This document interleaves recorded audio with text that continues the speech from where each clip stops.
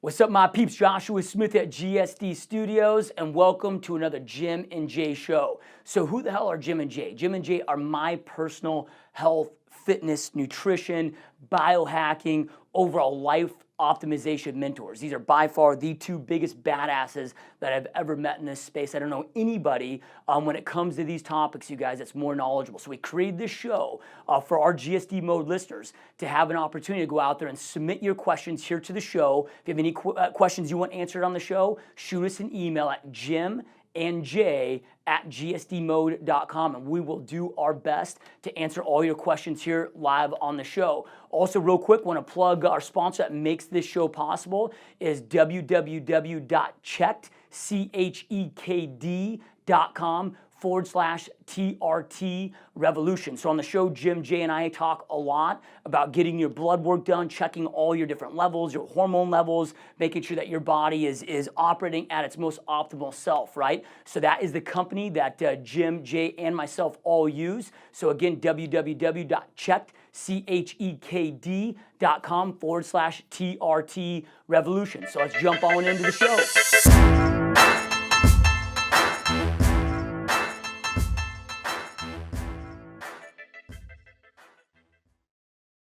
What's up, peeps? Joshua Smith here with my personal mentors, Jay Campbell, Jim Brown, and Dr. Aaron Grossman to drop some more knowledge on you guys, to share with you different tactics, different ways that you can take your health and your nutrition and overall, whatever you want to call it, take your overall health to the next level, dude. So stoked to be here. Awesome, man. What's going on, doing, man? Having some fun? Aaron's rocking the every time it's a different color, man. I'm loving it. Three more dropbacks to test out. Yeah, dude. I feel like it's like the new lab coat. I feel like it's the new LED pool lights. Like you can just keep changing out the colors, dude. Right? Josh, I heard today that you don't pool on the mind, but just real quick, guys. I just did a podcast with the guy Michael Kosis from balanceMyHormones.co.uk. Amazing, dude. Like all of us have to talk to him right away. Like, I mean, amazing. I mean, I'm blown away. He's so knowledgeable. I got to connect him with you, Aaron. He's going to be at AMG in Orlando in April. But like, that's definitely a portal for us in Europe, man. Without a doubt. Without a doubt. Awesome. You going to come down to that, Aaron? End of April is gonna be kind of weird, but I'll try. It's not really with what's it called? A4M, is it? It's like a different. No. It's AMG. It's age management, medical, or whatever. No. It's good. It's what's his name will be there. He always speaks there on TBI and all that stuff. I can't think of his name. What's the doctor? Gordon. Dr. Mark Gordon. Yeah. No, they're good. No, it's good. And I'm gonna couple days. I think go out and hang out with Jim would be good anyway. So good, man. All right, cool. So I'll just real quick, Josh, and we can just go whatever direction. But, we put in the group today 3 topics. I think the first topic is pain management. The second topic is, or 4 topics, but the second topic is kind of talking about TRT for guys under 30. And I have a lot to talk about because I just got an amazing opinion from the guy in the UK about that. And then we'll talk a little bit about the TRT Advanced Strategies Manual. And then, of course, our product, which is coming out very soon, which we're all excited about, which is 90 Days to Optimize. So I'll start us off. So pain management, Aaron, I know you wrote a couple of really awesome articles the other day, or I got your emails. Talk a little bit about pain management. I mean, like, where are we in society today? Like, what is the average person when they walk into a doctor's office and say, oh, my back hurts? What's going on? I think it's like 1 out of 7 people nowadays are just coming to their doctor just for anything pain related. So the key with pain is, there's a lot of drugs out there that you're probably going to want to be pushed upon, that are going to be pushed upon you to take for a long amount of time. And there's either orthopedic pain or there's rheumatological or blood-based pain. So it's on you, not your doctor, to figure out whether the pain is orthopedic based from an injury or whether it's based on some kind of underlying issue. So that's just the first thing I think people get in their head. I'm sure you guys have seen all this crazy stuff with like opioid addiction. I mean, we got U.S. troops guarding poppy fields in Afghanistan for, oxycodone or oxycodone. So there's clearly some kind of political, economic agenda here. There's towns in like West Virginia being wiped out by, Roxys and things like that. So it's just a major issue, and there's a lot of money there, and there's a lot of concern. So people need to focus in on that. Is that me? Sorry about that. So I got a quick question though about that. Like, how do you know Like you're saying, okay, it's up to the patient to identify if it's orthopedic or if it's something else. Like, I mean, how would you know if as a patient if it's up to us to identify where the pain is? So the first thing that's an awesome like lens to filter the pain through. So what you got to do is ask yourself, is this happening a lot? Is this the first time this is happening? If this is a repeated issue, if you're taking Aleve, aspirin, ibuprofen for the same compound for the same type of pain over and over again, there's some issue that's causing that, and you're not addressing the actual issue.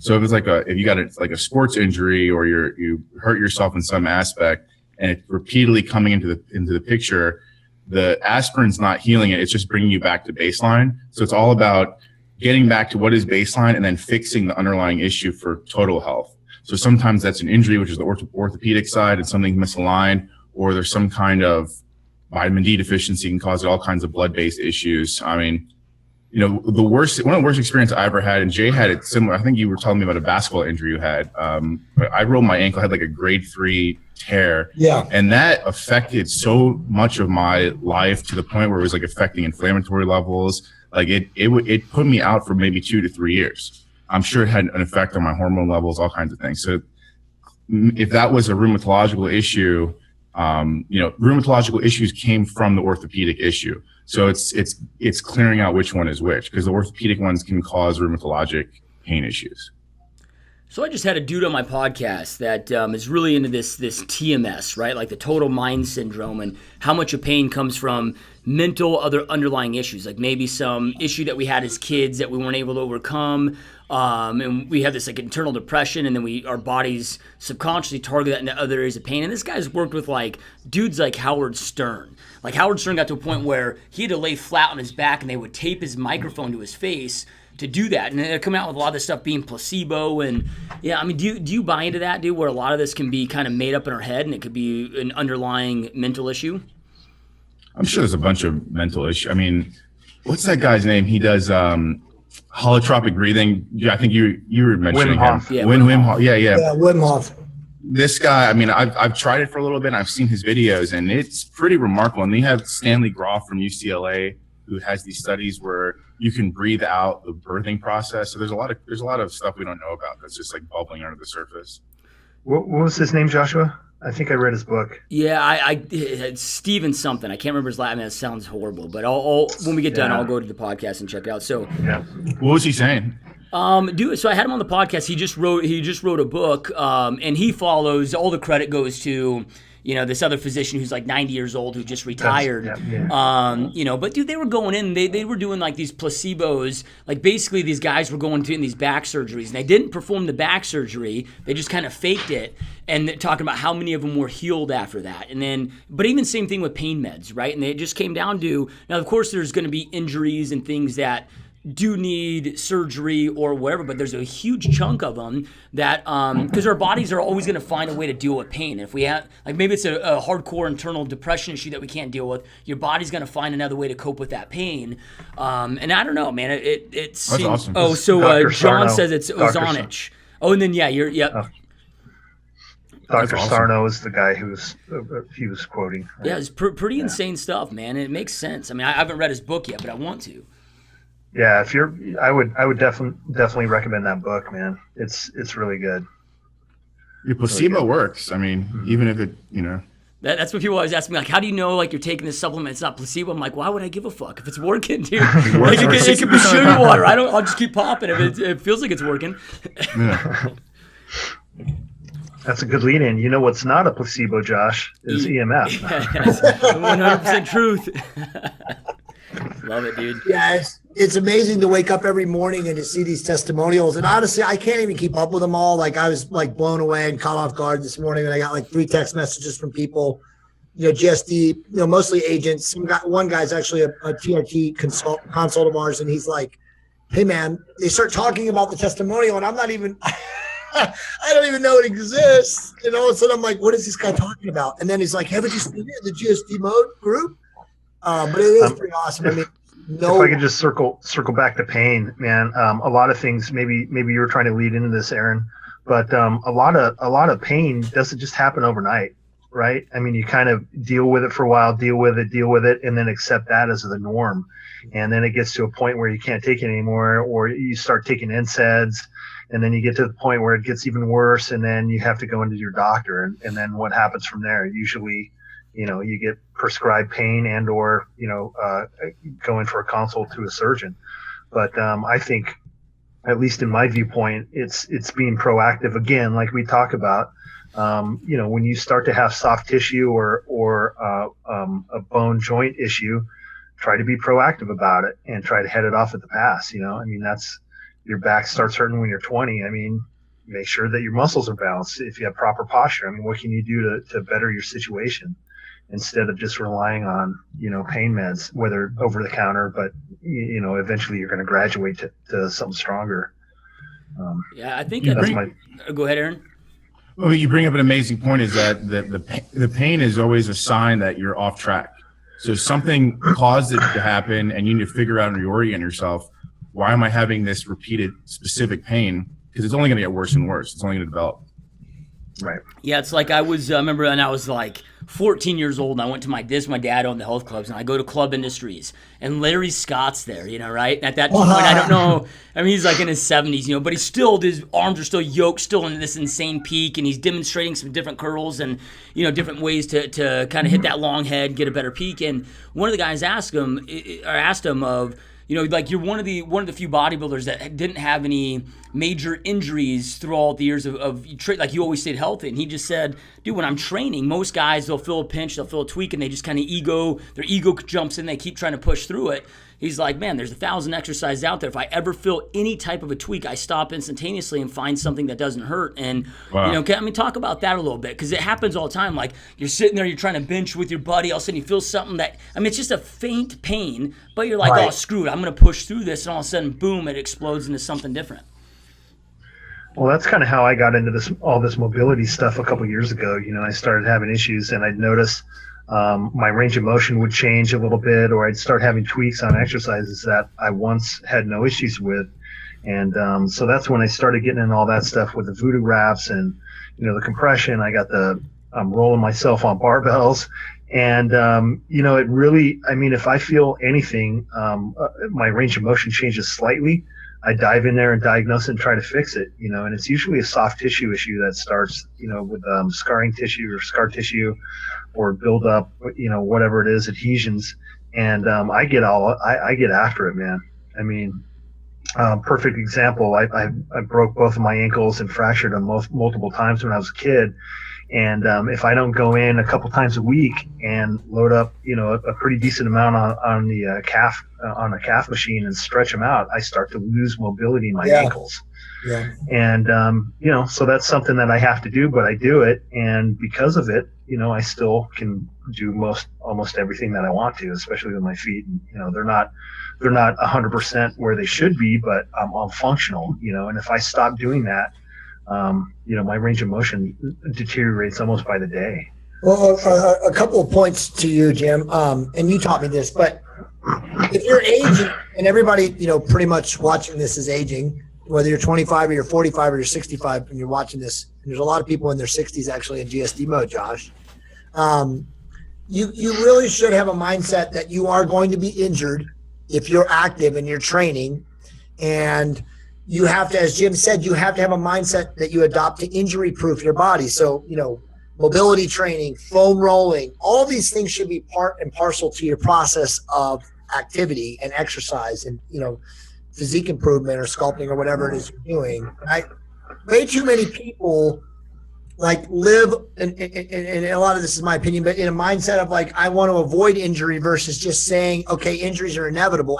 For example, I trained on Monday. I was training really heavy. We're 3 weeks post photo shoot. I'm on a seafood diet. So I'm training. I'm literally training heavy. And I was doing dumbbell rows, 100-pound dumbbell rows. And I literally locked up my knee from just the angle. And again, I'm, 46. I'm not getting any younger, but it wouldn't unlock. And, George Cordova, my training partner, is laughing at me. He's like, come on, dude, keep going, And I'm like, dude, you don't understand. My knee is locked. It felt like my kneecap, my patella tendon was jammed. So anyway, the point is you're going to get hurt. You should have a mindset that it's going to happen. And as Jim always says, what are you going to do when you get hurt? Do you have a strategy?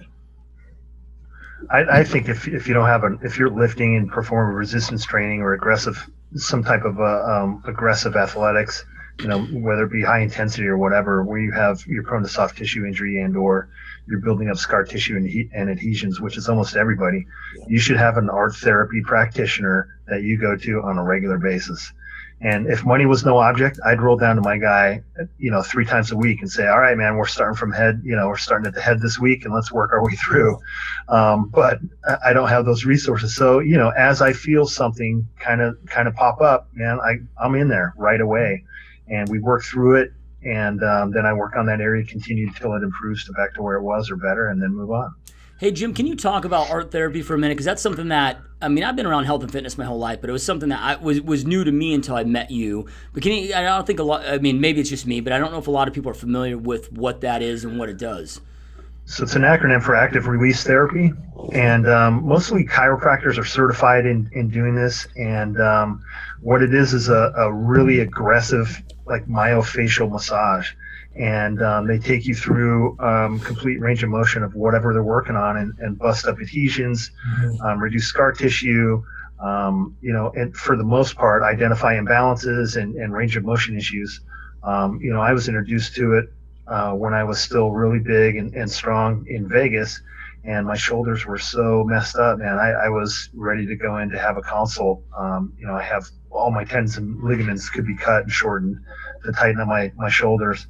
And anyway, I went to this guy and he worked on me for about 40 minutes. It was one of the most painful things I've ever gone through. He had 3 people, helping him. And, I walk out of there, I have bruising on my chest, shoulders and chest. He said, go right from here to the gym and see if it's any different. And it was that day on, man. It was a miracle, but, that guy's in Vegas and he works on a lot of people, man. And I can't say enough about it. Right. I've gone to a lot of practitioners across the country, and I've only found one that didn't really have the hand strength for me. But most of them, if they've gone through that course, they're very knowledgeable. And for me, anything soft tissue, that stuff works incredibly well. Most of them use other therapies like the Grossman technique, where they use like a stainless steel bar. Basically, it's a dull blade, and they scrape your tissue, and it's amazing, man. It's just amazing stuff. Well, let me just add, Josh, to make a better explanation to Jim's big brain. So I've been doing it too. I have a woman in Southern California, Kathy Martinez. Kathy, you're amazing. Thank God for Kathy. I met her when I was like 27 years old and I had low back issues so bad, but I've been seeing her literally for close to 20 years. She's a close personal friend of my family. Now I've recommended hundreds of people to her, but Jim's right. So what fascial adhesions are, so for people listening who have no idea what that means. So the fascia is the tissue that makes up, the muscles, the tendons, the skeletonous, muscle tissue and tendons and stuff like that in your body. And the theory for myofascial release is that over time you get a lot of knots, adhesions, soft tissue breakdowns, all kinds of stuff is going on in there. And so what these guys are doing is they go in, as Jim said, very aggressively manipulate these muscles and these ligaments and these tendons in the tissue to release these knots and all these, what they call fascial adhesions, which are essentially bruises in the tissue.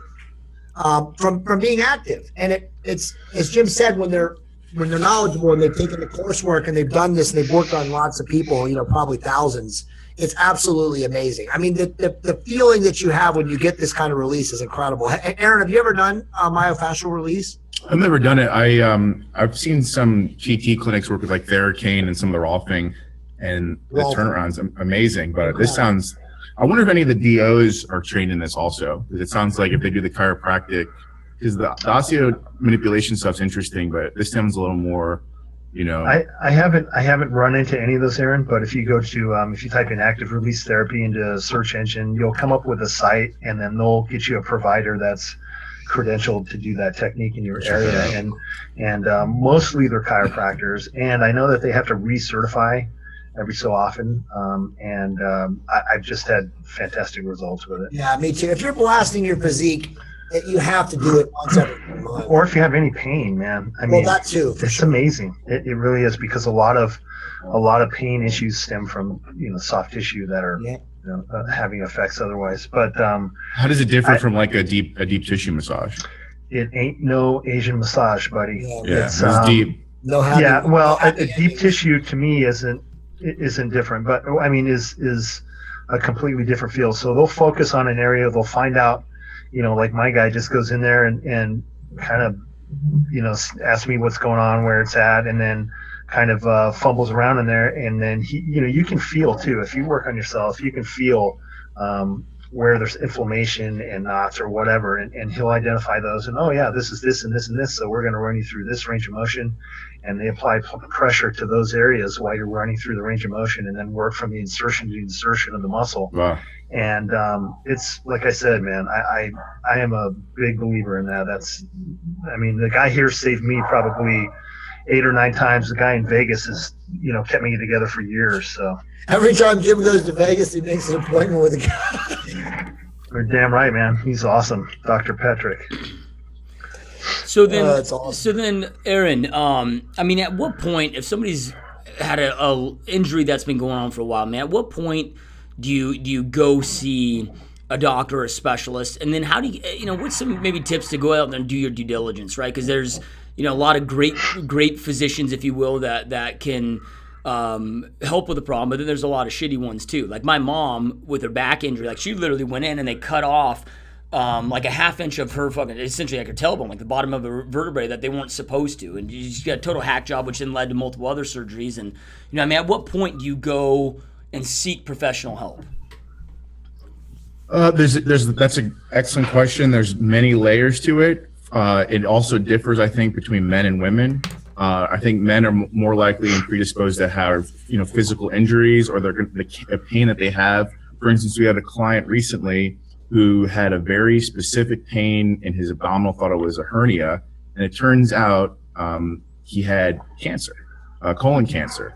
And it was in a specific spot. So it depends on the location, the severity of the pain, its duration are usually the big markers. And if there's any, if there's fever, chills, any kind of systemic response to that pain, and it's clearly kind of if it's either waxing and waning or kind of just coming sharply and then dissipating, that's also, if you can really characterize and pinpoint the location, it's usually not a good thing, especially if there wasn't an injury there. For women, they're more predisposed to have autoimmune issues. So women definitely want to look at, especially if they have joint issues or it's getting worse around their period, they want to get blood work done because they're more predisposed to have rheumatological autoimmune issues. So, and a lot of those things tie into clotting factors that will predispose them to strokes, things like that. So it's a sign of things to come.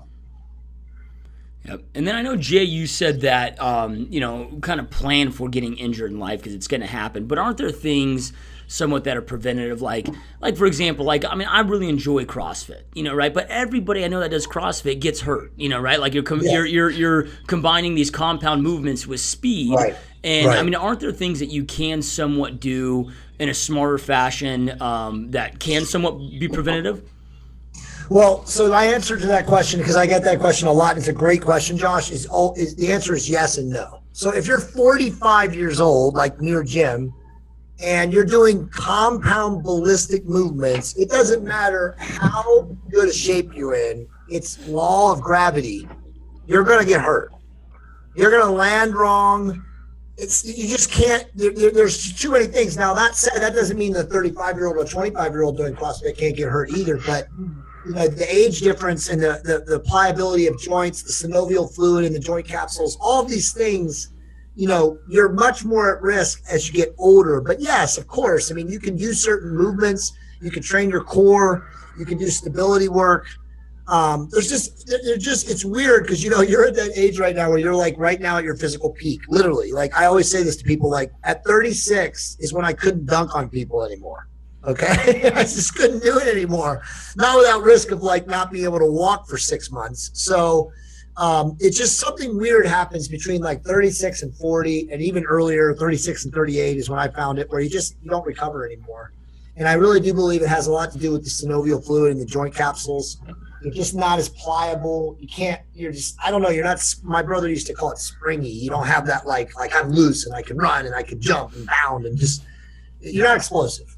Or even at least as you once were. So just things start happening. But yeah, it's a good question. You can definitely do things. I mean, Jim, talking about the mobility training, you can go to Kelly Starrett's YouTube channel and you can injury proof and watch all those videos.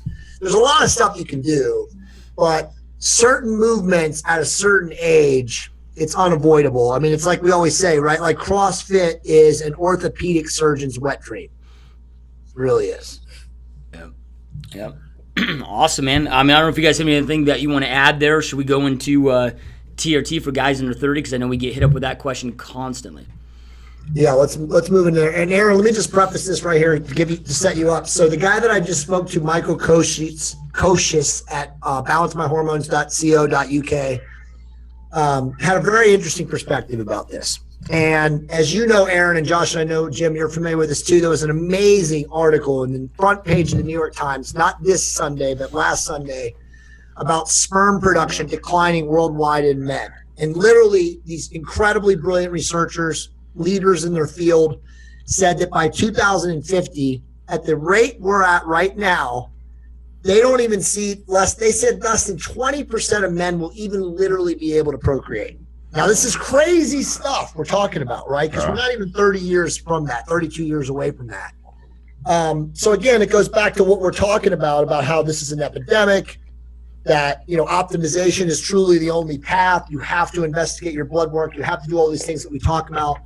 But his criterion was like, look, if we know that, women are becoming men through trans, whatever it is, that they use testosterone and everything. And we know, like he was talking about the suffering that they go through in order to complete the process. Why would you deny a similar 22-year-old man or a 23-year-old man who's also suffering from high estrogen, the stuff that Aaron writes about, maybe fatty liver syndrome, all these things, metabolic disorder, all these things, and not give them the option to use testosterone? So I wanted to preface that because, as you know, Aaron, you deal with this every day. We are there is a demonization of testosterone for men under 30. And, most guys want to start restoration protocols. Most guys, even when you educate them and say, look, you got to be on HCG, there's class 1 or type 1, type 2 hypogonadism. For these guys that are type 2, we got to try restoration protocols. He says that in Europe, they take a more progressive approach. And so it kind of blew me away that they were willing to give guys the option, where there's a medical need. Now, I know everybody's different, but anyway, I wanted to set that up. So what are your thoughts? It just shows you how far behind the standard medical system is here if there's not an agenda behind it. Exactly. And it's everything's done individualized, I think, is the best way to approach it, because you have to ultimately wrestle. At least this is what the medical establishment says here is, well, we want these guys to have kids in the future, so let's not shut down their system, which in essence, they're already sterile. So, I mean, and I mean, the big elephant in the room is that we are in the animal kingdom, and there's not an agenda, but if you look at the way our lineage is, only certain amounts of male lineage get passed on through future generations. So what we're seeing right now is a possible, in a form of a culling of certain genetic material being passed on into the next generation, because there's a surplus of people, there's environmental stressors. I mean, there are enough resources, but we haven't allocated them properly from a health standpoint. So we're seeing the men usually get, I mean, there's a reason why there's millions of sperm and there's only one egg. We're expendable. Right. So we're just seeing that on a massive level right now. Well, just to stay there, because again, and I know you guys read this article, but I mean, I'll post it, for the people that want to watch this, or even on the YouTube when we run this. But I'm telling you, it was so mind blowing. And I know Aaron reached out to me right away and was like, "Are you serious?" Like, I mean, they're literally saying to us that by 2050, less than 20% of men globally will even be able to conceive or father children. I mean, that's startling. I mean, so you had to understand that that's where we're at. This is not like debatable anymore. I don't give a shit if some doctor wants to attack me and say you don't have any data or, or science to credit this, or he wants to discredit me. I mean, this is, these are the foremost researchers in the world that study reproduction, and they're saying these things. I mean, so it's like, at what point do we start embracing the reality that if you're going to be proactive with your health, you have to look into optimizing your hormones? And that doesn't mean you need to use TRT. That may mean, as Aaron said, you may need to create, solve a thyroid deficiency or a fatty liver issue, or some form of insulin, resistance or a metabolic disorder. I mean, they're all interrelated. There's no denying that there's a birth rate issue. I mean, especially in this country, we'll not even go into certain which groups are having lower birth rates or higher birth rates, but it's irresponsible for people not to think that the birth rate issue, which it is now, is not tied into a healthcare issue and where these things are going into the future. So we're getting exactly what we deserve right now. It's crazy. Yep. On that note. Yeah, well, back there, I work with doctors every day, so I'm not going to say anything. I don't have anything to add.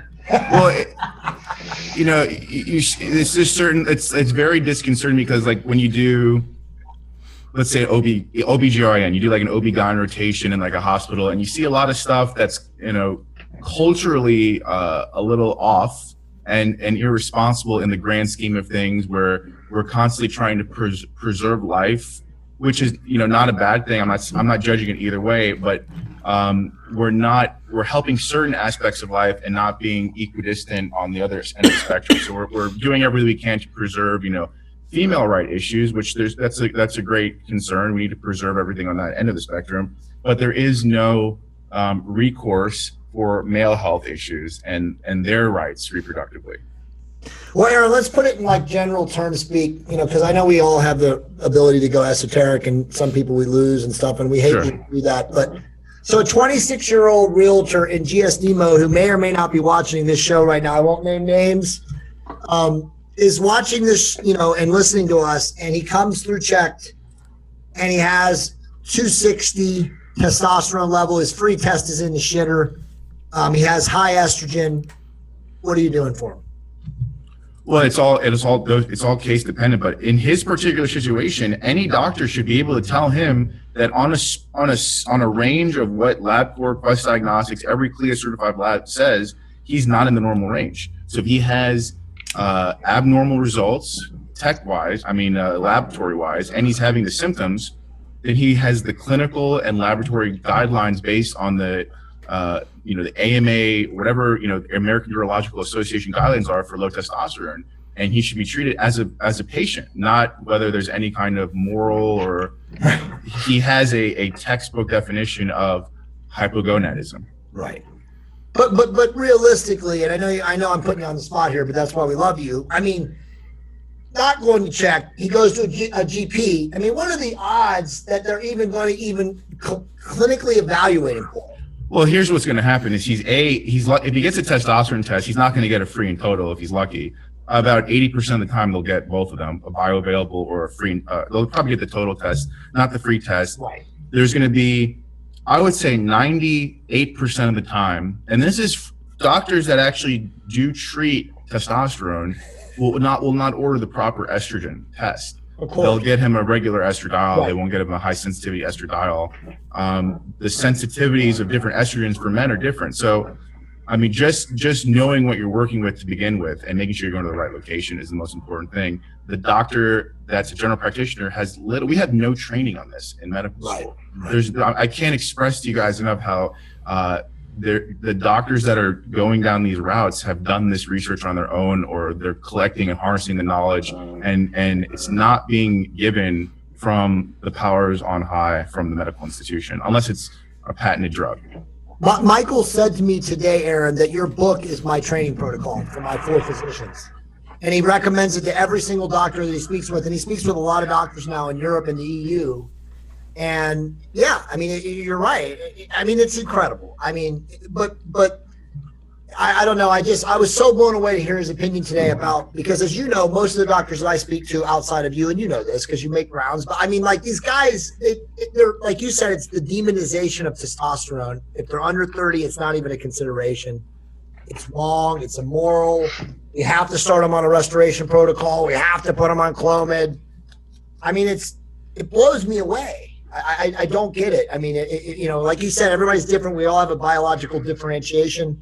There has to be a medical need, but at some point, when do they start saying, okay, a 23-year-old is just as okay to go on testosterone, understanding they know the risks, rewards, the fertility issues, as a 43-year-old guy? It doesn't make any sense. If it's a major concern like that, one thing we do start recommending is that a lot of guys, and we have had clients doing this now, just getting sperm frozen and just doing a course of HMG or HCG. It's actually not that expensive to store your sperm, and there's so much data on it from the IVF standpoint. So if it's really a concern, I would definitely recommend going that route. As far as getting a semen analysis, we can help you get set up with that. Doing a quick course of HMG or HCG to maximize it. You want your number to be above 20 million sperm per load or whatever shotgun glass they use there.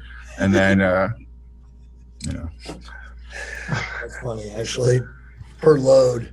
It's really good. Well, since we're on TRT, we got a couple questions here. So question for Dr. Grossman. I've seen several studies that say TRT lowers HDL cholesterol. Since this is the so-called good cholesterol, how is this a good thing for those of us taking TRT? Well, I haven't seen one study that does that, Aaron. Have you? I haven't seen it. I mean, I've seen some ancillary things come in with people for blood work coming down, but I think it means the Arimidex. I think anastrozole actually. That's what I'm saying. I don't think that's studies that show testosterone lowers LDL. That's bullshit. Yeah. Is it just because most people then that are taking TRT are on a form of Arimidex, and then that's kind of a side? Well, they're probably just taking that too, and they're not. When we bring someone in, there's a reason why we don't just say, oh, we're not just testosterone. We want to look at all your levels here because there's a balance. HDL is probably almost more important than your testosterone, really, because it's the most it's the most anti-inflammatory aspect of your blood. I mean, it's literally preventing any kind of major issue getting like any kind of inflammatory response. That's his first line of defense, really, other than infection in your body is going to be your HDL. So you want that number to be at least above 50. It becomes cardioprotective at 60. So, instead of just saying, oh, I'm worried about the TRT, why don't you become proactive and start taking on more fish supplements or EPA and DHEA to get the HDL up? Just anyway, it should be up high to begin with. Yeah. All right. So next question, and this kind of has to go with what we were talking about prior as well. We talked some today about soft tissue issues and joint pain. What are your thoughts on bone broth? Is one way to address this. Bone broth seems to be getting a lot of publicity lately as a natural source of collagen and a way to improve joint function. You want to answer that, Jim? Yeah, Dante just posted, he posted a long time ago in our private groups, but he posted up the study that was on 10 milligrams of hydrolyzed collagen a day, actually regrowing cartilage. And so I just got my 10-pound bag in the mail, and I'm taking 10 grams a day. But I think there's some merit to that. The data was very, very promising to me, and it was enough that convinced me to try it. I know people that have been working with some different agents to try to do that, and this one seemed to be the most cost-effective, less painless way to achieve or to try to get cartilage regrowth. So I think as long as you're doing it consistently, I mean, I don't know how many grams of collagen you're going to get out of bone broth, and if you're going to take it on a daily basis, but if you take it consistently, I would say that would be in line of my plan of taking 10 grams a day. So I think it's beneficial. I haven't personally taken it, but people that I know that have tried it have said unbelievable things about it. I think my dad's taking it now because he has a lot of carpal tunnel issues from work, and he raves about it. And someone else that does a lot of baking and cooking, I know, just loaded up on the collagen. Are there any particular brands you recommend, or from True Nutrition, right? No, it's from Great Lakes Gelatin, and there's a Just post the link. Yeah, I'll find it. But anyway, that was the cheapest place that he had found it, and that I researched and found it. My wife has been using a smaller, she's been buying like the 2-pound thing, just to get some extra protein in, and you can tell right away. I mean, her hair, skin, and nails look different when she was on it. It's a good way to add, at least a source. It's not a complete amino acid profile, but it does a lot of good things for you. What do you think? Is there a specific like amino acid, or do they just, what is it about the bone broth? It's the collagen. Collagen. It's the collagen. Yeah, it's Jello. I mean, it's the gelatin, but the product that I get is a hydrolyzed gelatin, so it's a little bit with less of the all the different stuff in it. It's a little bit filtered, but yeah, if you're drinking bone broth, or even if you're as bad as Jello is, you're getting a source of gelatin, and that's for hair, skin, nails, connective tissue, all that stuff. Did you guys ever feel a benefit taking? I'm sure you're taking high doses of MSM and glucosamine and chondroitin. Did you ever notice? I sold the. Yeah, go ahead, Jim. Well, I was just going to say, I was going to answer that. Go ahead, though. So in my store, that was when chondroitin or glucosamine really first hit the market. We had customers that were buying it from their veterinary sources and using it. Mm-hmm. And in my experience, if you come in and you're having arthritic pain, and you go through at least a 4-week supply of 1,500 milligrams on glucosamine, I don't think the chondroitin is very important, but 1,500 milligrams of glucosamine HCl, and you don't notice a difference, then it's not articular cartilage. It's not an articular cartilage issue. However, if you were one of those people, it was either something amazing, like I would have people come back in a month and say, yeah, I haven't been able to close my hand since I can't remember. Now I can. Yeah. So it's obviously working. And we had a lot of people say, well, I didn't really notice a lot, but about 2 weeks after I ran out, then I noticed some pain coming back. So, and if you didn't get any benefit whatsoever, then it wasn't going to help you. So I was very convinced, and, I was selling it. And I said, if you don't feel it in 4 or 5 weeks, it's not going to help you. So without a doubt, Aaron, and whenever I get seriously injured, and the last time I got seriously injured is Jim thinks I tore the supraspinatus minorly. I started 4 to 5 grams a day of curcumin. And I want to talk about curcumin because, there's people out there screaming that it's not bioavailable orally, blah, blah, blah. We'll talk about that in a second. But, and then I add the K, MSM, chondroitin, and glucosamine, with glucosamine being the primary thing. And there's no question in my mind that glucosamine works. But you're right, Jim. It definitely, you got to keep it up. Definitely. Well, glucosamine realigns articular cartilage. Right. And so if that's your issue and you take glucosamine, it will help and relieve symptoms. When you stop, it eventually goes away back to where you were. Yes, it does. The MSM, in my opinion, I had less people impressed with that alone. I don't know if it's an inflammation factor or if that alone, if they were deficient in something where that provided benefit, but that didn't come out to be as big as everybody thought it was going to be.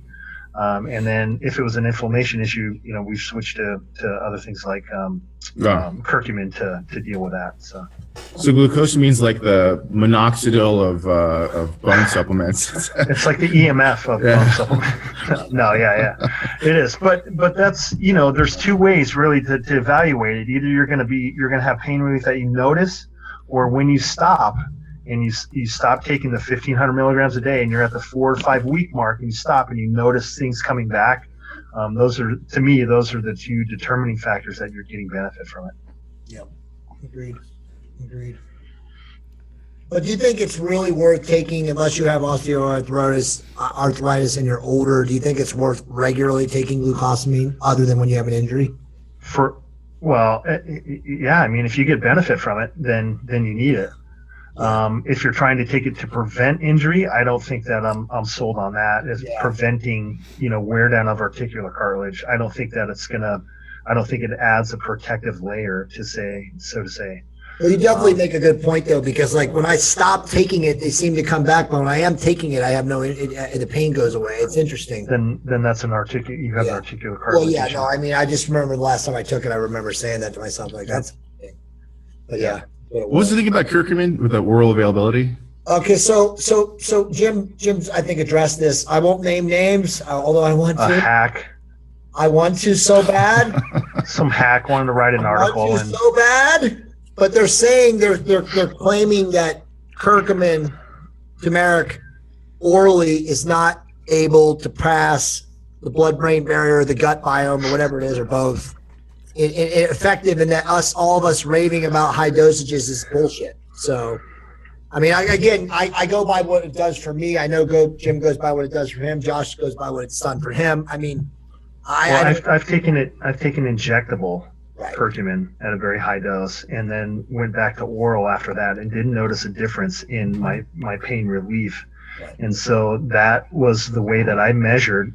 I got relief from it from oral. I got relief from it from injectable. And when I switched back to oral, I didn't go back into pain. When I stopped taking the oral curcumin after that, I went back to having pain. And so for me, that was proof that taking it orally for me was effective as taking an injectable.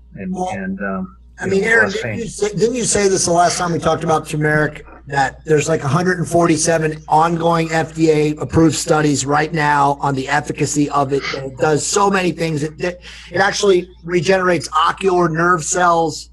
I mean, it's insane. Yeah. What it does, right? I started taking it recently in just a grain alcohol form with I haven't had a chance to try the EMF, but I've been blasting the rhodiola and ashwagandha like extract, and it is lights out. I mean, it's distinctly doing something. Yeah, ashwagandha is amazing. That's shocking, the anxiolytic aspects of that. But I started adding turmeric to it. I've noticed definitely upon waking less of an inflammatory response. That's usually when I get high inflammation, runny nose, things like that. For some reason, around that GH pulse and the test pulse in the morning, my cortisol. I'm actually, Josh and I are going to talk about this, about resetting our sleep rhythm, because I'm in the same kind of camp right now where I'm trying to reset my sleep and wake cycle exactly with the sun and trying to retrain my whole entire rhythm. It's very difficult because I have sleep shift phase disorder. A lot of people do, where they're on a 25, 26 hour day. And I know my dad has it. He, was a night worker. So it's kind of like in a lot of programming that has to be done. So a lot of inflammation I can tell is being undone by the turmeric right now, which is very interesting. And I think the source of his information was, there was a study that said, there's all these ongoing studies about curcumin and nothing's panning out. And I think the gist of that was that there's so many phytochemicals and phytonutrients in it that, they haven't identified the one alkaloid or the one constituent of right. curcumin that is doing good stuff. Yeah. And so that it's like article coffee that I wrote. Well, yeah. I mean, he said, we're wasting all this money studying curcumin, and we shouldn't. Nothing's coming out of it. Well, yeah, you have to take it as a whole herb. You have to take the whole thing. You're not gonna identify one alkaloid and be able to, create a pharmaceutical out of it and move on. It's it's one of those things, and it has so many properties to it. The antioxidants. Yeah. I mean, I don't know how many distinct chemical whatever pieces make up a curcumin, or how many active phytonutrients or whatever active ingredients are in it, but it's substantial. It's a lot. Sorry. No. I was just gonna say it passes the sniff test, right? Like every single guy that we've ever said, hey man, who complains of joint, soft tissue, tendon issues, whatever, start taking 4 or 5 grams of curcumin, turmeric, whatever, go to Vitamin Shop, get the 900 milligram capsules. Not one, and this has been for 2 years straight, has not come back to us and said, holy shit, it's better than taking NSAIDs. Like every single person. So it's a sniff test for me. It passes it. Jim, something you said, I wanted to dive in on, because there's this thing in medicine and healthcare, even a naturopathic stance, where we go, oh, this thing works. Let's figure out what the specific enzyme or chemical is, and let's hone it down. So for caffeine, we get caffeine pills. For green tea, we have L-theanine powder or EGCGs and all that. But at some point, when you're taking coffee, if you take 2 espresso shots, can knock out liver cancer. It's just, there's new studies showing that it can completely rewires your DNA, it can prevent hangovers, all that kind of stuff. But at some point, when you're synthesizing coffee to the point where it's just the caffeine and not the metabolites in that compound, we lose a lot in the interaction of all these other chemical compounds. So maybe one day we'll get to the specific, thing that we can patent and make a drug of in curcumin or turmeric, but it's all those different interactions interplaying with each other in these extracted formulas that makes all the difference. And people should try that form first before going right into the specific, standardized dose of whatever it is. And I do. I mean, I take the standardized dose of curcumin. It has 95% curcuminoids in it. But I think there's, it's the whole root too. And so I actually 100% agree with you. I think that it's very difficult, and we do, we want to identify one thing in that and then commercialize it. But there's wisdom in ancient healing in some of the, you eat the plant or you drink the tea made out of the root. I mean, ginger root tea, is amazing. It's not what you buy in the tea bag. You take a fresh root of ginger and grate it and boil tea and, and steep it, and it's amazing.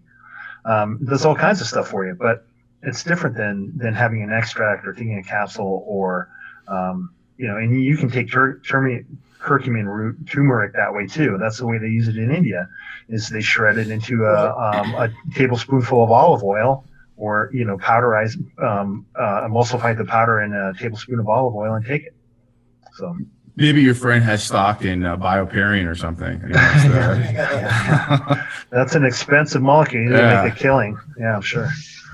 Hey, I wanted to just bring up, I know it's not a topic, but I just got a couple emails from people about this, and I know I sent it to you guys. We're all in a group text and whenever we see interesting stuff. But, the last couple of days, and I know you've seen this, Aaron, the AP airwaves and all the news signs and, the fake news, how you call that, has been putting out all kinds of links about how testosterone is just being built out there from a marketing standpoint, and there's no scientific proof that it does anything for men. I mean, let's just kill that noise right now, okay? It's bullshit. Okay, I'm not going to sing the praises of my book, but anybody that reads that shit, that sees this, their wife reads it and says, you shouldn't be on testosterone. It's just bullshit. It's put out in the mainstream news. They're trying to demasculate or emasculate men. I mean, it's just nonsense. No man who's used testosterone under the guidance of a quality progressive physician such as Czech or any of the, hundreds, I won't say thousands, hundreds of competent prescribing doctors in North America would ever say that testosterone does not help them. It's complete, utter nonsense. And every now and then these things pop up and, they blast the airwaves with it. And I've had multiple people reach out to me and sending me the emails, and a lot of these guys know who they are. But just, again, don't fall prey to the fear tactics. It's crazy. Anyone just go online, go to PubMed, and type in NCBI, and then type in testosterone, whatever the compound is, and whatever you want to look it up. Congestive heart failure, diabetes. There it is. Just look at the research. Go to the abstract and go to the conclusion. Don't have to read the whole thing. Just look what it says. Right. It's 90% positive to 10% negative. And the 10% negative are always in high-risk population groups or risk-averse population groups, or as Aaron knows, the studies were flawed from the beginning. Yeah, the meta-analyses groups look very closely at those ones because there's some very shady stuff as far as, getting guys with congestive heart failure for studies. I mean, that's what they did for that one study that came out not too long ago that everyone was freaking about. And then they had a coronary event, and they're like, "Oh my God, testosterone causes coronary events." Yeah. Crazy, man. Yeah. All right, man. Well, we got a question about T3 levels here. Thoughts on optimal free T3 levels? For example, when would you consider adding in NDT, and what free T3 level would you consider it dosed optimally? Obviously, there are a lot of other factors at play, but specifically interested as it relates to free T3. Thank you, guys. I think you got to look at, I don't know what he means by, I think he means nature throid or NDT. Probably. Free T3 is it's not, you're not chasing labs, you're chasing how you feel. So if you don't have a lethargy or any kind of issue, you're probably normal, especially if it's in the normal range. If you're having a hard time losing abdominal fat specifically, you're having a hard time getting motivated and having not so great workouts, and you're just like a general brain fog, you want to be in the upper quartile of free T3 levels. Treat it like a GPA. That's what most of the natural, the integrative functional doctors that at the top of this space say they stay in the top quarter, 4.0. A lot of you are B and C students. Mine's around like a 3.2, 3.3. For me, that wasn't good enough. And you got to make sure when you test it that you're testing it 4 to 5 hours after you take the compound, because it does have a very quick half-life. So we make sure people that come on board and we're testing their thyroid levels, that they take Nature-Throid with the CoQ10 4 to 5 hours on an empty stomach before the blood work, so we can see what the peak is. So you want it to be around, upper quartile, 4.0, 3.9, where you start to get rid of the lethargy. Awesome. So the next question is, hey guys, looking for some guidance. My girlfriend's mom was just diagnosed with degenerative arthritis and has no cartilage in her knees. Will turmeric and curcumin help? I'm gonna go out on a limb and say probably not. No. I mean, it may help with a little bit of pain reduction, but if there is actually no cartilage in her knees, yeah, man, that's I'm not an orthopedic surgeon, but that seems like it'd be a knee replacement area. But yeah, if you have actual no cartilage on the bone, then it's bone on bone, and glucosamine at that point I think is too late if it's actually zero cartilage. Right. And I don't know if anything would help with that pain and inflammation. No, I agree. All right. Badass. So I know we got a couple other topics. I don't see any other comments or questions in the Facebook group at this point, but I guess since you already brought up Dr. Grossman, let's hit on what I texted you earlier today. Right? Like I've been one of these guys that I've always tried to hack sleep. Right? And then, getting older, dude, and it's catching up with me, man, right? So I'm trying to get to a point. I'm just trying to go out there and see, hey, how can I operate on 8 hours of sleep? But I can't, dude, I'm just sitting there tossing and turning every single night. Like I can't get my mind to shut off. I can't get my body to shut off. And I've been doing, making the room dark, eliminating all the light, keeping it in a cool environment, cutting out caffeine in the evenings, a lot of omega-3s before I go to bed, high protein before, all those things naturally that kind of we're told that will help us get in a REM quicker. But again, dude, still like Sunday night, I couldn't sleep, so I just said fuck it, got up, pulled an all-nighter, which I've been used to doing once or twice a week for a lot of years now, and I'm trying to reset myself to get on a healthy sleep schedule. I read this book. If you guys haven't read Essentialism, go read that book, dude. It's a mind-blowing book. Essentialism? Yeah, dude. Holy crap! I'm on my third time right now reading the book, and it's just been. But they've done all these studies on top performers, whether it's like top musicians to top athletes, whatever, and the average is like 8.5 hours of sleep. Google went to the point where they invest in all these sleep pods in their organization, wow. And I'm like, crap, it's making sense. Like, when I get that lack of sleep, and when I was in my 20s, it was no big deal, but now it's like, man, if I get that lack of sleep, I'm just a zombie throughout the day, and I'm just slamming caffeine. No way, Josh. There's no way I could sleep 8 hours. It's fucking impossible. If I sleep 6 hours in a row without waking up, I'm great. And that happens like almost impossible. I have to go to the bathroom. I don't know what it is unless I cut back on my protein or whatever. But I do keep to a rigorous time schedule. But I cannot sleep longer than 6 hours in a row. There's just no way. Yeah. I'm going to throw this out there. Diapers. We just got to start investing. Just catheters and diapers. Catheter. You guys, am I crazy? I know Josh hacks sleep, but I know, Jim, you wake up early too, but Aaron, could you really sleep? And I don't mean sleep 8 hours, but do you actually sleep 8 hours in a row without waking up? I use I forgot the name of the app. I have it on my phone, but I use one where you put it underneath the pillow and it shows you when you're going into REM sleep and like that, the efficacy of it. My sleep's really messed up because I go from basically Josh and then I'll be up for like a day or two and then I'll just crash for an entire day. So what I'm trying to do right now is, and it's your body's telling you kind of what to do, Josh, when it's saying like stay up. Sometimes you just have to literally just stay up entirely for an entire day and to resynchronize that circadian rhythm. So the best thing might be right now, if you haven't been on any sleep, is just to not crash, stay up, and then literally stare at the sun at sunset and watch it go down. Yeah. Literally start to resynchronize the ending of that cycle and then shutting down a bit, taking things off your plate, and then finding when sun rises in your area, get up 20-30 minutes before there, and literally just stare at the sun coming up just for the first couple of days, and it will actually start to. I actually did this recently at a high point, and was up all night to synchronize my brain, and I've already started to notice some of the positive effects as far as waking up early. I need to take melatonin. I need to take like 400 micrograms of melatonin to resync the first week or so, but it's figuring out what's best for you. Yeah, love it, dude. Love it. All right, well, I guess we'll just roll into the next topic. We're going to talk about the new TRT version 2 coming out. So very excited about that. All the guys are helping me. I got an interview with Aaron in there. Aaron's also repurposing a lot of the newest data and studies. Jim's in there. So we have 5 chapters, without giving away the book, but we've added 5 chapters. We're definitely putting all of our different products and, funnels in there. Obviously, check is going to be influential in there. The 90 days to optimize, which we're going to get to in a second, which we can save to get to.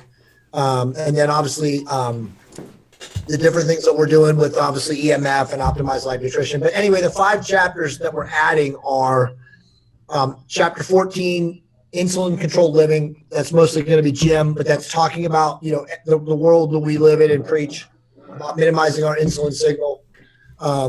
Chapter 15 is going to be the metabolic blowtorch diet, which is a diet that Jim and I have kind of created over the last 3 or 4 years, which these guys have used and know about. It's actually a very amazing diet in that you can actually gain muscle mass or shred, lose body fat at the same time. You just have to tweak it. It's a combination of intermittent fasting, carbohydrate cycling, and I won't say ketogenic dieting, but super low carbohydrate dieting. It has kind of all those factors in it. And then the other two chapters, which are, one of them will be a separate book in and of itself, is Forge Training, which is Jim's, very revolutionary, physique augmentation type, training, weight training, obviously. And then the other chapter probably will be the coolest chapter of all the newest chapters, and that's Agents of Change. And the Agents of Change chapter is like every single supplement, medication, product, ergogen, if you want to define it as that Jim and I have used in 20 years, some of which, as these guys know, are very recent stuff. That can completely change your body. Okay, not just from a aesthetic, on the outside standpoint, but internal. I mean, this chapter is, to me, going to be really next level stuff. We want people to have access to like things that they can really radically shift and change metabolism, body composition, improve focus, increase neuroplasticity. I mean, everything that we know about that you can use to improve performance, your body, obviously your mindset, all those things is going to be in that Agents of Change chapter. I'm very excited to write that. Jim and I very, very regularly talk back and forth about things we want to put in there. There's a lot of stuff. But this, quite honestly, it's like the book that I didn't write. The first book was obviously a great book about TRT, but this is that's why we're calling it the Advanced Strategies version, because we want to take people that are fully immersed in this world and really, optimize. So I think it's going to be amazing. Yep, badass, dude. Love it, man. What's the time frame, dude? So right now, I told these guys I want to be done by June 1st, but we're also busy with so much stuff. I might have to push it back to July 1st, but somewhere in the next 3.5 months it'll be done. Yeah, sick, man, sick. Well, I know we've got our next product coming out as far as our 90 days to optimized workout nutrition product that's going to be coming out. We'll probably have that released in about 30 days. We're really close. Just finalized our workout nutrition journals, which was one of the kind of the last key components, and we're getting damn close to that. So you guys want to kind of hit on what that is and what people can expect that want to go out there and choose to purchase that product? Yeah, man, we spent a lot of time breaking down basic nutrition. What are fats, what are proteins, what are carbohydrates. We broke down how to determine your fitness goals or what current goals you want to achieve with your physique and how to go about it and set up your diet plan. from how many calories to determine how many calories to eat, what type of nutrient ratios, how to track that. We did a cooking segment, how to prep your food, what foods to cook. We went over supplements. We talked about, everything from omega-3 oils to protein powders. And then we dove into a workout that if you're a person that is just getting back into training or haven't started training yet, resistance training, you'll be able to watch this and get some guidance to set up a workout plan. Have a sheet basically that you print out and follow, and that'll get you. It's a 90-day program to get you into kind of a split training resistance program that we do. We kind of all do a forged training program after that. And so that this is just a guideline to get you from zero to no knowledge or a little bit of knowledge to pretty knowledgeable about what foods to eat, how to combine your foods, how much of it to eat, how to track your progress, how to go into a gym and start to work out. Yeah, well, one thing that I love about the product too is, I've taken so many products over the years and purchased so many products to go out there and learn the knowledge. And, a lot of people will give you kind of what to do, but they don't really go deep into the importance of it and they don't really break it down. And, when I say you guys spend so much time educating everybody on the importance of this. So you can really truly go out there and live the lifestyle. Whether you're on the road or whatever, you become so educated so quickly on nutrition, on every aspect of it, that you can apply it. Because it seems like, and I kind of get it, being in the gym business, it's like personal trainers. They want to give you enough to get you results, but they don't want to give you too much to really know how to do all this stuff on your own, so you're no longer reliant on them, right? It's just how it goes. And this is like the first product I've seen that really goes so deep into the education, where if somebody knows nothing about nutrition and health and fitness, they're gonna come out of here knowing more than probably 99% of the general public.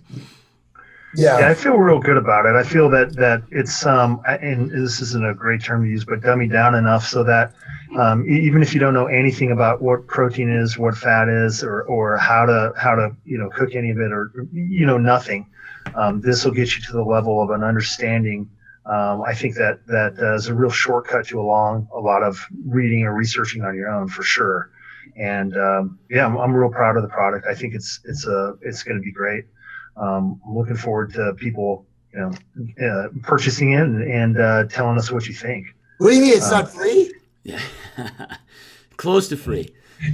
Can you put a price on changing your life, Jay? Hey, so Jim's very, very humble about it, but Jim is one of those people. For a lot of you guys that don't know, that like he's never going to say anything good about it unless he really is sold on it. Like he's very doubting Thomas, and he put a lot of blood, sweat, and energy into this product, and obviously Josh and his team have orchestrated it and done all the integration and stuff in the background. I mean, it really is a phenomenal product. As Josh has said many times before, it's like paying a lot less money to have access to private instruction from Jim and I. So it really is going to be a great product. But I wanted to add something that you just said, Jim, and Aaron. I want you to hit on this. Even in the medical community, nutrition is not taught. Okay, because why? Because it's a threat to the paradigm of the pharmaceutical industry. Because we all know what is the, I always ask this question. I've asked this question on the podcast. If you ask 100 doctors, what is the most powerful drug known to man? One will get the answer right. The answer is food. Statins? Oh. The answer is food. And as Aaron knows, and we've talked about this before, when you eat, we all have biochemical individuality and unique molecular cascades that are going on in our respective bodies from the food that we eat, right? Some people have insensitivities, they have allergies. Some people who are, endomorphic, have a massive insulin spike, when they take a bite of an apple. You know what I mean? So when you start to understand that it's so important to understand like a protein and a carbohydrate and a fat, and how you don't learn this in college, and you obviously don't learn this in high school, it's amazing how many people are completely nutritionally retarded in America, who really don't understand anything. And we start talking these complex things about, insulin sensitivity and metformin and suppressing our insulin signal and all this. And when you don't even understand what a carbohydrate or a protein or a fat molecule is and how it converts, what's 4, what's 9, from an energy understanding. I mean, it doesn't matter any of the things that we say, because you don't understand anything we're talking about.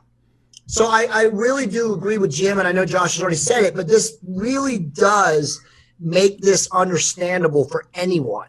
If you're a 65-year-old housewife, it applies to you. If you're a 20-year-old dude who wants to, gain muscle or add size or ectomorph, it applies to you. I mean, it really does cross every line of every experience level and offers you something. And again, it's going to be affordable. It's not free, but it is definitely an amazing product from a standpoint of it will teach you the basics. And I do believe that it's advanced enough too for guys, who are already advanced and have a good understanding to take it to the next level, no doubt. And just to add one more thing, and I've said this before too, is I don't want to write anybody ever again a diet plan with what foods to eat. Like, here's your 6 meals and hand it to them, because that doesn't really do that person a service at all. I want to teach you how to identify what foods work in your body, why you should eat them, and what they do to your body, how to identify what they're doing to your body, and how to combine those together to reach your goals. And so this is really a beginning on that path of you understanding what these foods do to your body and how to program your own nutritional program and start your resistance training. That's really, I mean, this is a gateway into that world. You'll have a complete understanding of why you should eat meat and vegetables, and why insulin is important, why carbohydrate timing is important around your workouts. So, yep.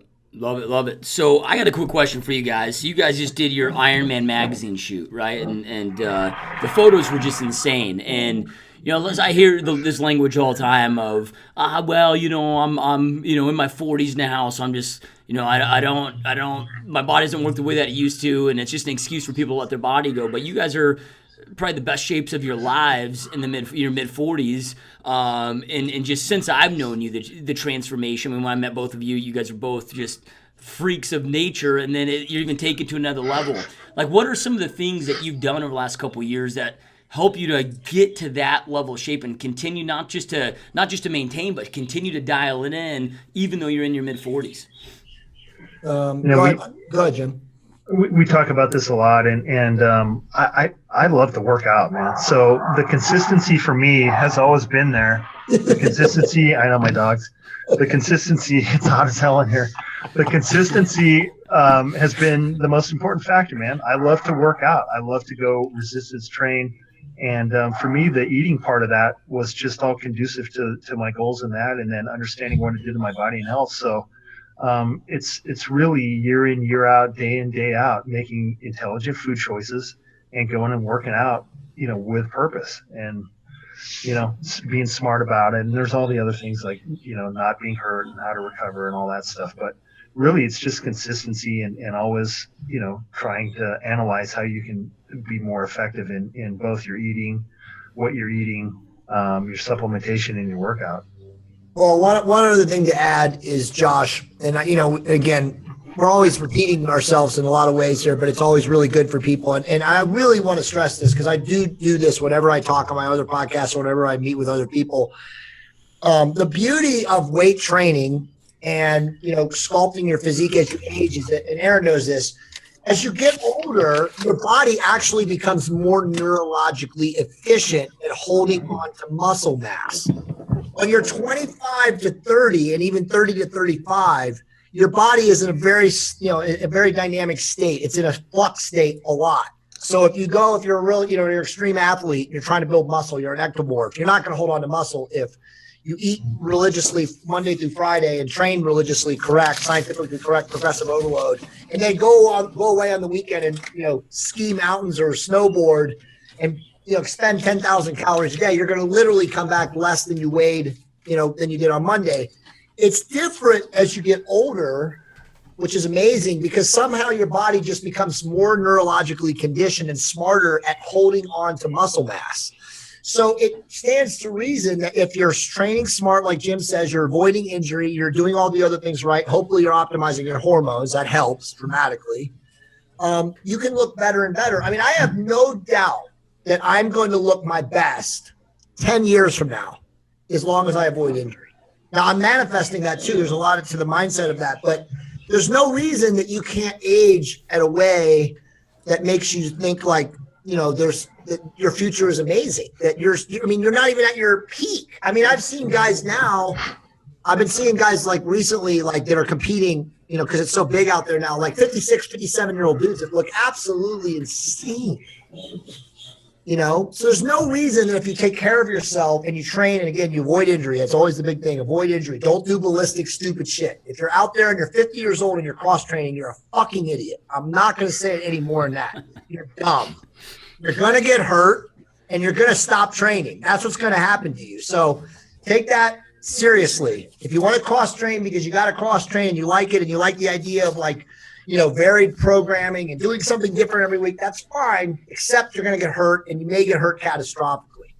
So that's going to happen. But at the end of the day, you can seriously take amazing care of your physique and get better and look better and continually look, you know, again, as good as you want into your 50s by doing all these things that we practice, right? Minimizing your insulin signal, doing cardio in addition to weight training, taking hopefully metformin with script, optimizing your hormones. I mean, if you do those 4 things, and that's kind of what 90 Days to Optimize is, you're going to look better. Doesn't matter your genetics, doesn't matter your phenotype or your body type. You're going to get better. Period. Yep. Love it. Love it. Love it. Love it. Well, we don't have any other questions. I don't know if you guys have anything you guys want to add before we wrap things up today. No, I mean, Aaron, did you want to talk a little bit about where Check's going? Yeah, come get tested. So basically what we set up a whole, we're kind of expanding the test line right now and systemizing it a little more easier for everyone. So you can come on board and you can either, for the guys that just know they want to worry about like the TRT side of things, there's more of a essentials, like basic test that they can get. So we can kind of onboard them solely for that. And if you want to do more of a comprehensive panel, look more at the inflammatory issues, we'll have different tiers of testing for everyone to get onboarded. But yeah, it's going to be exciting times. Awesome, man. All right, so there is a couple other comments in here that I didn't notice. Dr. Jack Cruz is a big on the power of the sun. Look him up. Lots of good info on how sunlight literally drives our body. I guess that's just more of a comment. The next one, I'm going to totally butcher this, but this is from Philip Martin. Have you heard of... God, I don't know if you're... Ashwagandha. Yeah, okay, you guys are on there. If so, what are your thoughts? So as Jim and I recently discovered, it's been a couple months. I'm sorry, and Aaron knows too, and Josh, I apologize if I haven't had this conversation with you. Like, ashwagandha is now in my top 3 supplements. It's doing something, so it suppresses cortisol, and it creates a feeling of calm. If you're high stressed, like all of us are pretty much, we're very busy, aggressive dudes, day to day, attacking the day. It does something. I've always known about ashwagandha because it's a very powerful, Ayurvedic herb from India, from the Far East. It's been in traditional medicine for thousands of years. It does a million things. You can go to examine.com and you can read about all of its efficacious qualities, there's so much. But for me, as soon as I added it, and he told me, look, he's like, Jay Bradley is the guy that I started talking to about it. I did a podcast with him. And he said, listen, you need 4 or 5 grams of that a day. You're a high stress guy. It's going to dramatically change the way you feel within a couple of days. I was like, whatever, dude. That stuff is magic. Literally, I've turned probably like 25 dudes onto that in the last month since I started taking it. It's been about 6 weeks. And if I stop taking it, because I've run out a couple of times when I've been in Hawaii, I noticed within 24 hours, I noticed stress and agitation. Not as calm. So it's doing something to suppress cortisol. Now, there's a million other things it does. There's also a sexual excitability, or it's improving sexual function. Like, it improves this, in me at least, it improves the power of orgasm. It's like a heightened sense. But that's known. It's one of the things that they talk about, that it does increase libido or feeling of sexual potency. But I mean, it's amazing. For me, it's like I'm just way more calm. I am way less agitated. I don't wake up in the morning feeling the blues. It's just an amazing herb. Do you have any a certain type or a place that you recommend to get it from? Well, I was buying the Vitamin Shop because they're 450 milligrams per cap, but I found a place on Amazon. I sent it to Jim. I'll put it in there right now in the link. It's 1,000 milligrams. It's a really high potency quality format. I think 120 capsules is like $14.99. Damn, nice. I've been playing with the extract. I've been using it the last like week and a half with pretty high dose of rhodiola, just the grain extract, the full root, everything with turmeric, and it has 100%. There's some anxiolytic property to it. It has a cannabis quality to it without the psychosis factor of it. I would say like more of the CBD, like muscle relaxant quality to it. It's amazing shit, man. Interesting. How much are you taking, Aaron?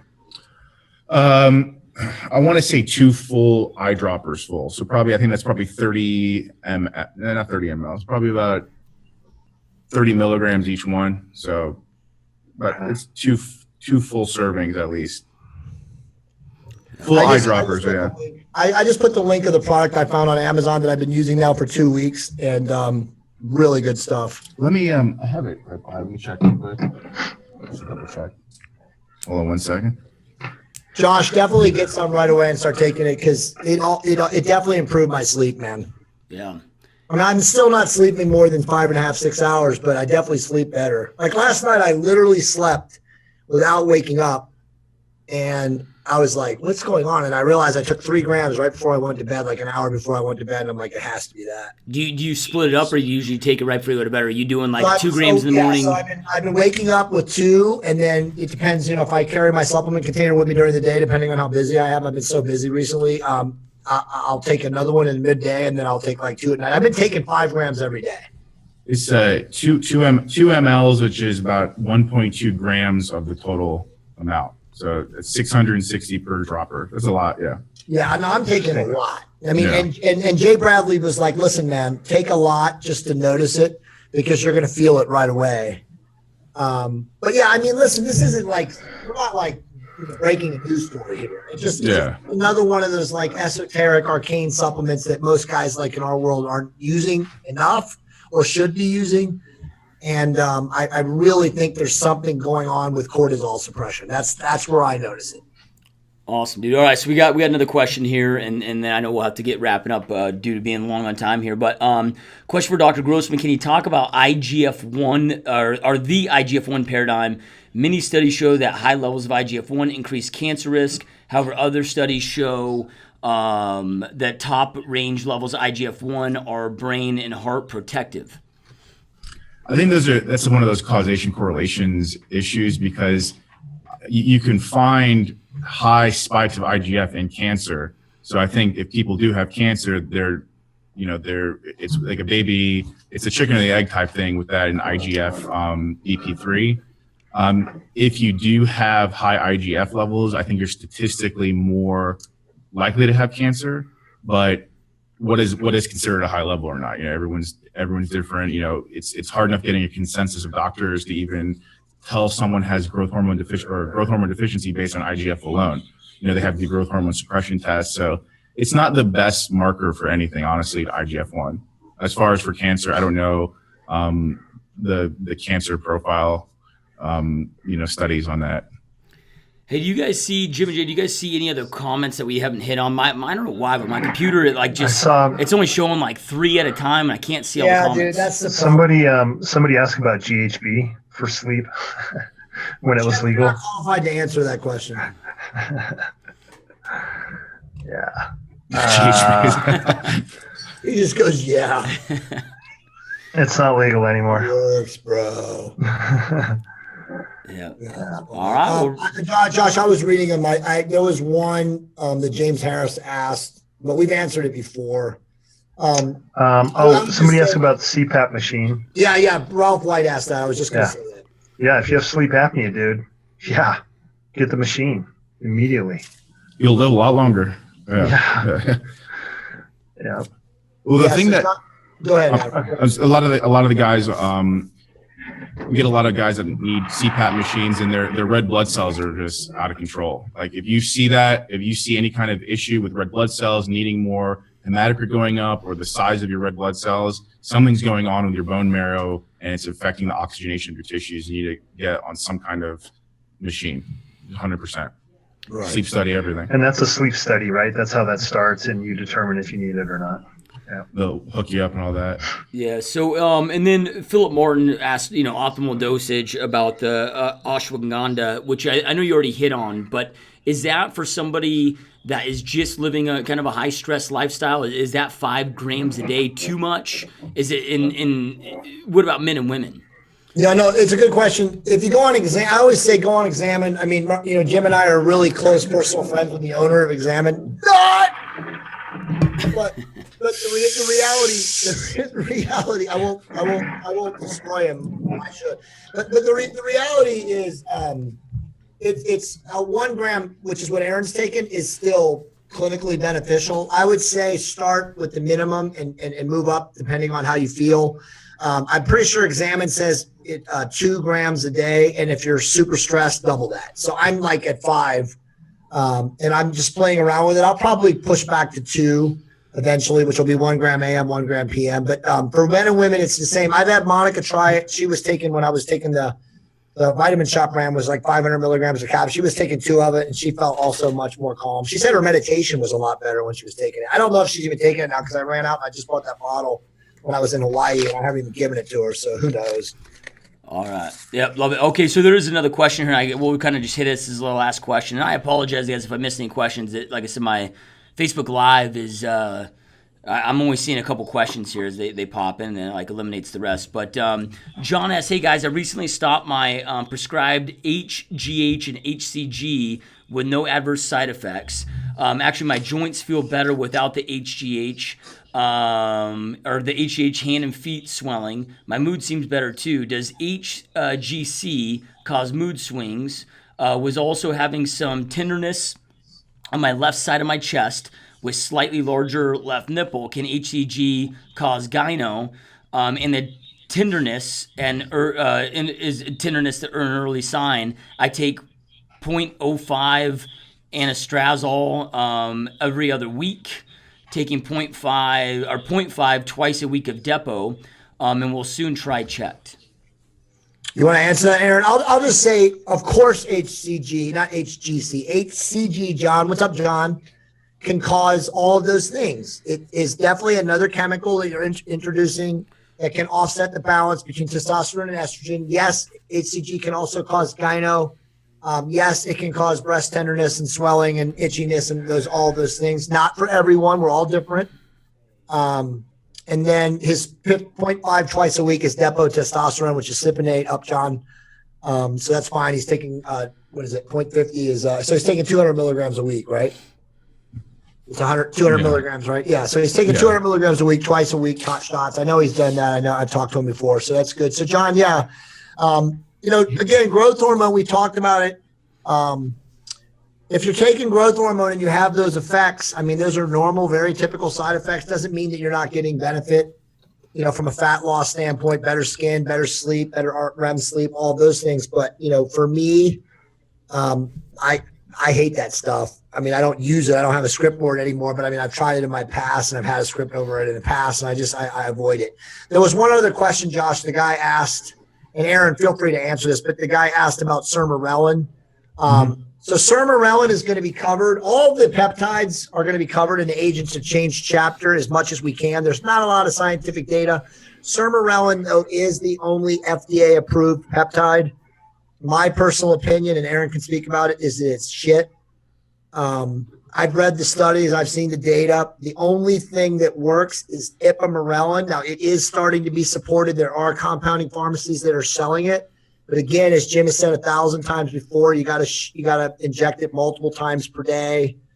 It just becomes a nuisance to carry around a cooler with it. I mean, is it going to be beneficial for some people? It's really beneficial for women. It's amazingly beneficial for women.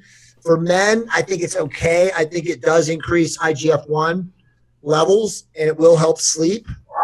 But nothing is going to work like growth hormone. But you're always going to have side effects with growth hormone. That dosage is necessary for it to work. Period. You want to add anything to that, Aaron? Yeah, I mean, his particular question. First of all, there's a lot in that. So I mean, I don't know what he said. It's prescribed HGH. I would say most of the HGH we see people getting is probably fake Chinese. Yeah, it's probably, if you had no adverse effects or didn't notice anything, it was probably fake HGH. Or HCG, right?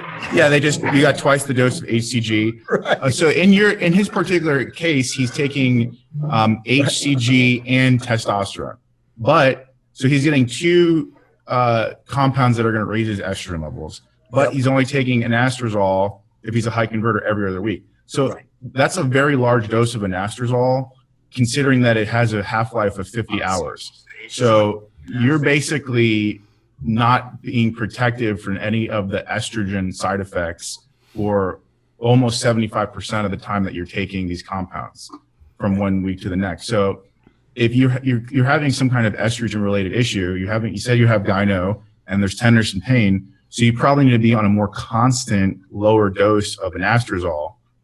And why are you taking the HCG? Right. You know, so there's a lot to take in there. Really, yeah, definitely the mood swings. I mean, it's like Clomid, you know. I mean, well, I know he said he ended that he was gonna look into utilizing Checked, and I think it's the importance. You know, I mean, that's why Jim J and I all use Checked, and you know, I mean, I've used multiple physicians before meeting Dr. Grossman, working with Checked, and I think it's just like anything, dude. You got to work with the right people. If you know, like right now, I'm doing a remodel job at my house. I'm going to hire the right contractor for the job. I could get a botched, shitty job, or I can get a great, epic, the result that I want. Not everybody's created equal in their field. Just because somebody's a physician and offers that doesn't mean they're going to do what they need to do. I mean, I have good friends of mine, and they do this because it's covered through their insurance. But one of my good friends, dude, he goes to his local doctor, and he goes into the doctor, and he gets 1 injection a week of tests, and he always feels like shit. And I'm like, bro, you know, like you can't be, you're killing yourself, you know, right? And it just happens. So definitely, you guys, I mean, as Jim and Jay always say, the place to start is always with your blood work. So make sure that you're going to Checked. Yeah. If you're watching, if you're on gsdmode.com, there's a link right above that you can hit. And of course, we have links right below this that you can just link to it, go right to Checked, get your blood work done. Doesn't mean, like Jay said earlier, doesn't mean that automatically you got to go into hormone replacement therapy or TRT, right? But you got to get a full-on look of really what's going on inside your body. You know, like I was shocked. I mean, I eat really damn clean.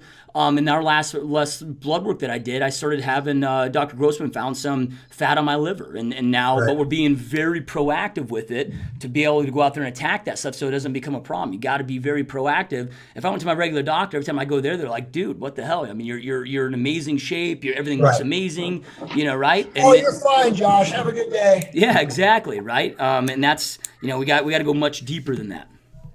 Josh, I really appreciate you bringing that up and sharing that, because we recently worked with some athletes that are going to be in the NFL, and these guys are shredded. They're like 6% body fat. These are young dudes, and they had the exact same issues come up. But you'd be shocked if you look at their blood levels.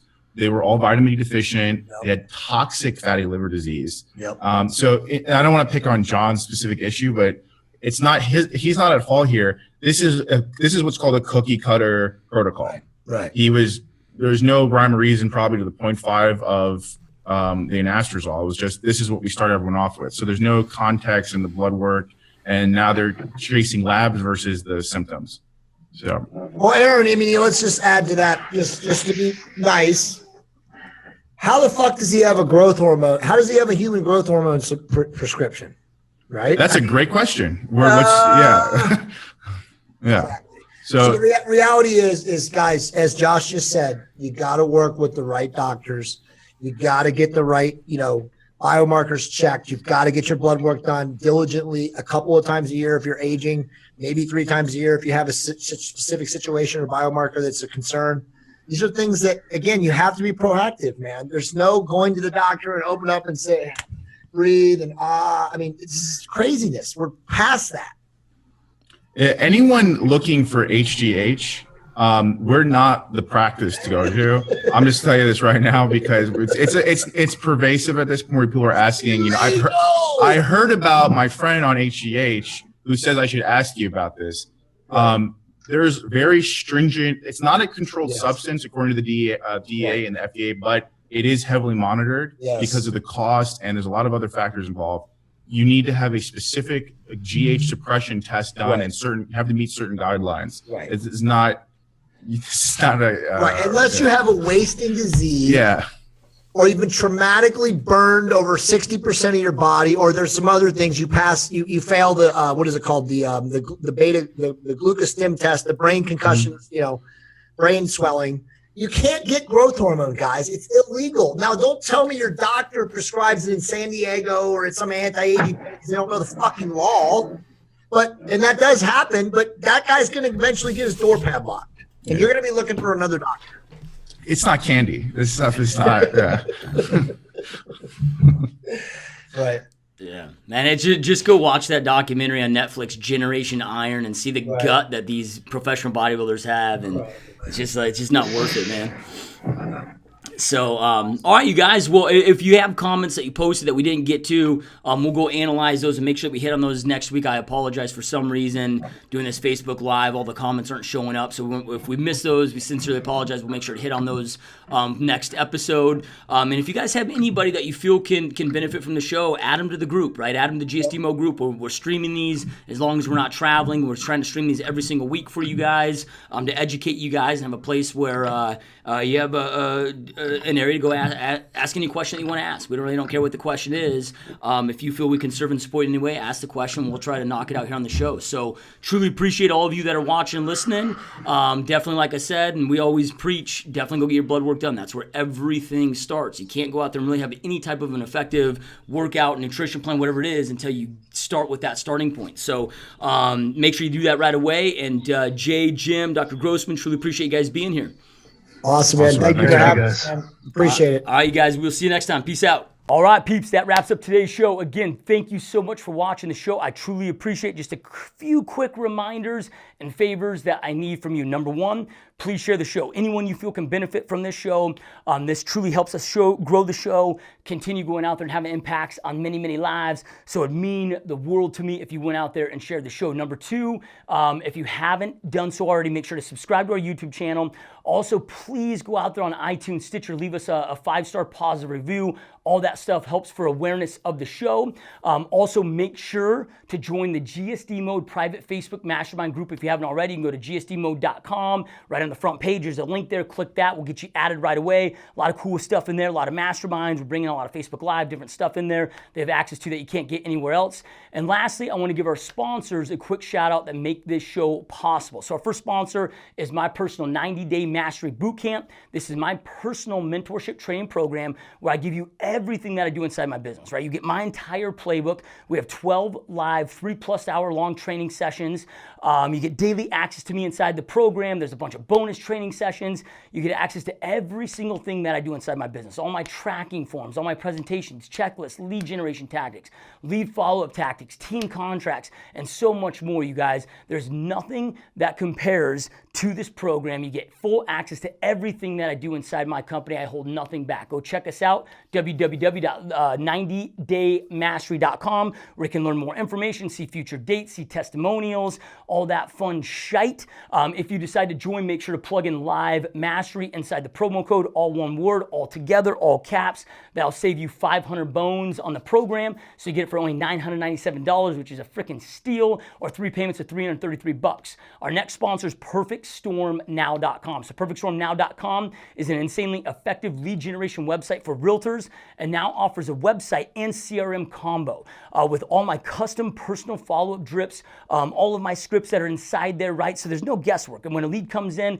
based on the lead source, you're gonna know exactly what to say, when to say, how to say. All of it's just auto-filled, and we made it where it's dummy-proof. I mean, this system is as powerful, if not more powerful, in my opinion, than the $1,000 plus monthly websites, and it's only $199 a month. So go to PerfectStormNow.com. You can check out in-depth demos, see more testimonials, learn more information on it, all that cool jazz. Our last sponsor is EMF. So Optimized Life Nutrition has created the most powerful nootropic on the planet called EMF, Energy, Memory, Focus. So if you're like me and you want insane energy, improved memory, an extremely intense focus, this is the best product that money can buy, you guys. I personally take it every single day before I do webinars, before I do things like this, man. I'm always taking this product to go out there and enhance, again, my focus, my intensity, my memory, every aspect of it.